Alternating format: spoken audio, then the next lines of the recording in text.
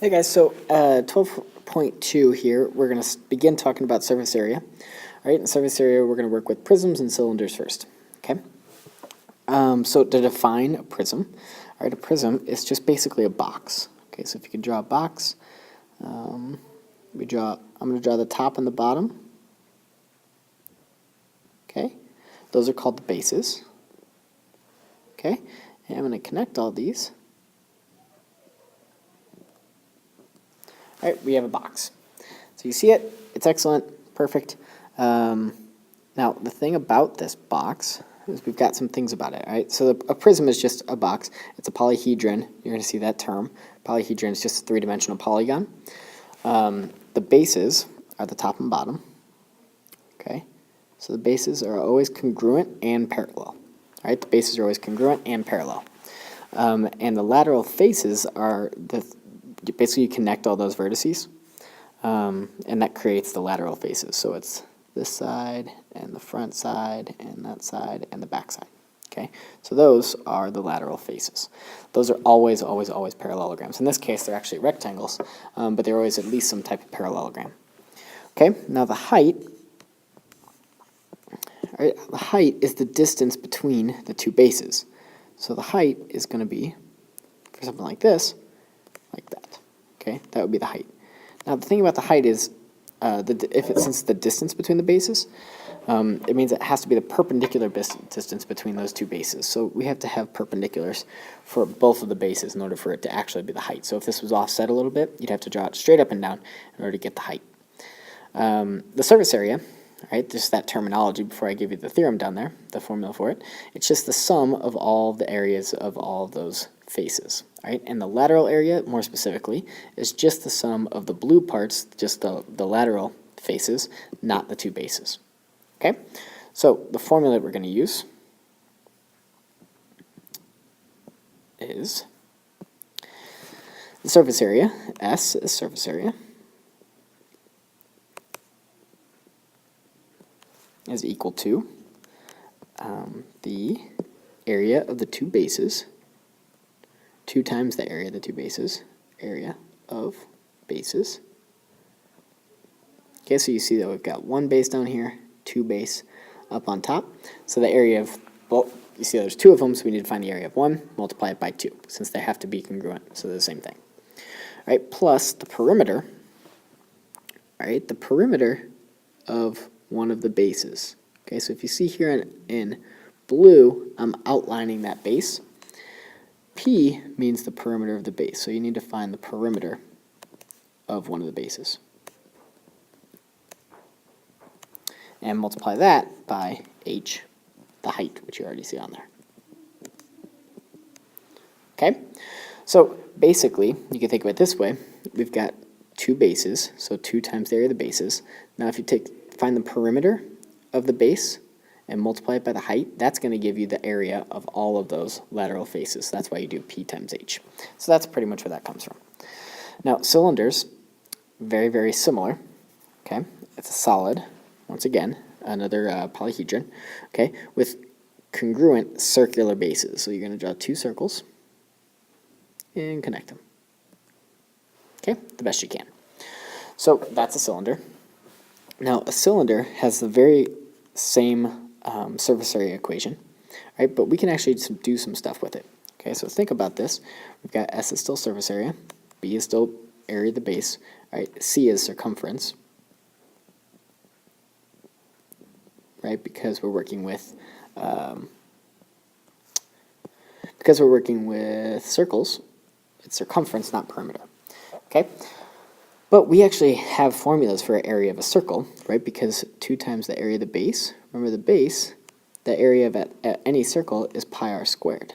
So we have 2 times pi r squared, okay, where obviously r is the radius, plus we already have a formula for circumference, 2 pi r times the height. Okay, so a better formula for this is going to be this one right here. S equals 2 pi r squared plus 2 pi r h. Okay, the reason I'd say that's better is because now we cut down on our variables. We have the surface area, is the S, R is just the radius, and H is the height. Okay, so right here is the height, right there is the radius. Okay, and that's how you find the surface area. So I would jot this one down over the 2b plus ch, although they are the exact same thing. Okay, let's go to some examples. So we're going to try to find the surface area of a right rectangular prism. Okay, so right means the lateral faces are perpendicular to the bases, and rectangular means the bases are rectangular. So exactly basically what I just drew on the other side. Okay, draw a box.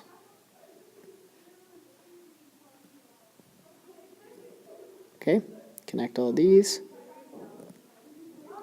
And it gives us height of 2 feet, length of 5 feet, width of 4 feet. Okay, so those are your dimensions. So we want to find the surface area of that. So S equals 2b plus ph. Right, so we need the area of the bases. Well, the area of this base down here is 5 times 4, base times height. So S equals 2 times 5 times 4 is 20, plus the perimeter of this, of the base, is 5, 5, 4, 4, which is 18. And the height of the whole thing is, I can use the actual number here, 2. Okay, so you just multiply that up, add it up, and we've got 40 plus 36 is 76 cubic, no, square feet. Okay. Number 2, make it a little bit more difficult. So we're going to use a right triangular prism. Okay, so for a right triangular prism, that means that I have a triangle on top. This is where it gets difficult to draw. That's really bad. I got to do better than that. So get a triangle on top, triangle on bottom, connect them. Okay, so you see our right triangular prism.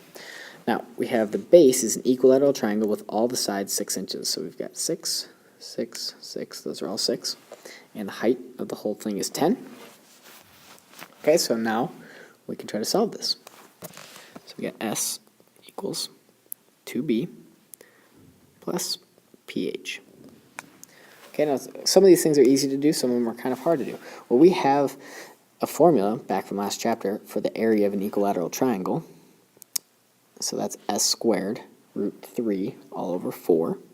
So 2 times s squared is 36 root 3 over 4.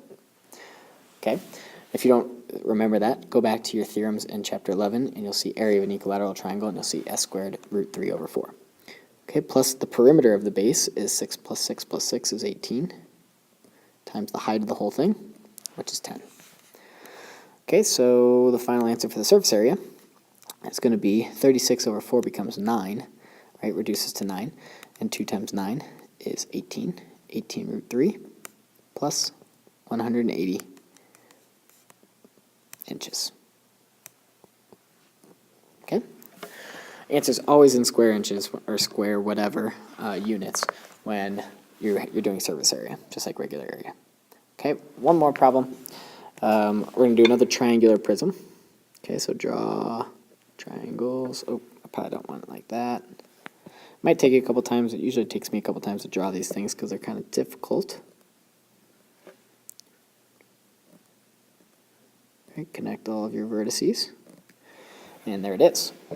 Now, we've got height is 11. And for the base, we've got sides are 3, 4, and 5. Okay? I can't really see that 11 very well.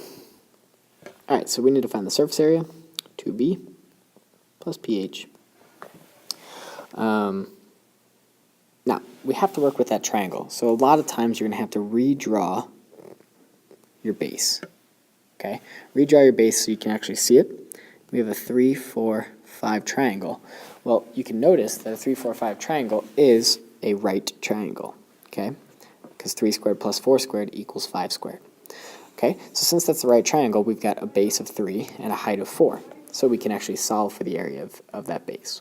Okay, so surface area is 2 times base times height divided by 2, which is 3 times 4, which is 12, divided by 2 is 6. Okay, because this is the base, and that's the height of just our triangle. Right? Plus the perimeter of it is 12 times the height, 11. Okay, multiplying that up, we've got 12 plus, I guess I don't need to do that. You guys can probably do this part. 12 plus 132 is 144. And we have square meters. Okay, at number 4, we have to find the, now we're going to work with cylinders. Cylinders are a little bit easier. Okay, so we're going to find, let's draw the cylinder. Connect them. Height is 8, radius is 4. Remember that we have the surface area equals 2 pi r squared plus 2 pi r h. Okay, so we plug in 4 for r, 2 pi 4, and h is 8. So we just add these up. We have 1632 pi plus 64 pi. 32 plus 64 is 96 pi square meters. All right, and the very last example here, a little bit more difficult because I give you the diameter instead of the radius. So we could draw our cylinder. Height is 10. Diameter is also 10. We don't need the diameter, we need the radius. So we know that the r radius is half the diameter, which is 5. So the surface area equals 2 pi r squared, 2 pi, r is 5 squared, plus 2 pi, r is 5, times h.